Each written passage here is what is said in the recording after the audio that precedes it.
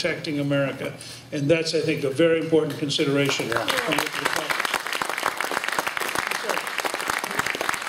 On the way over, I was listening to the radio. It looks like the ethanol subsidies are set to expire in 3 weeks. What's your position on that, and how do you think, if it does expire, it will affect the people in this room?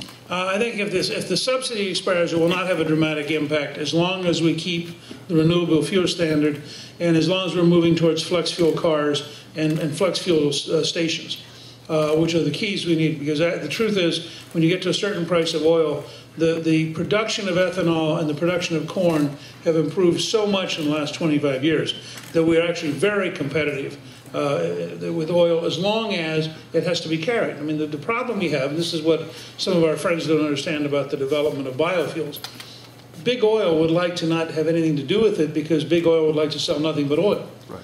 Okay? I am for every American source of energy because I think it's a national security issue. And if you watched last week when the Iranians were practicing closing the Straits of Hormuz, and you say to yourself, so how big would the industrial depression be if the Persian Gulf was cut off?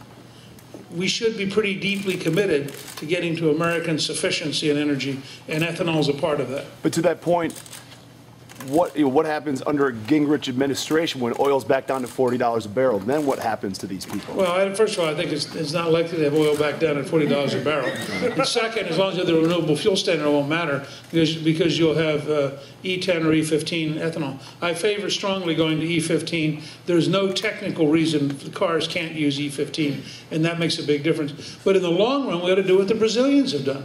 And the Brazilians have gone to a flex fuel car where every single car in Brazil can use any form of fuel you want.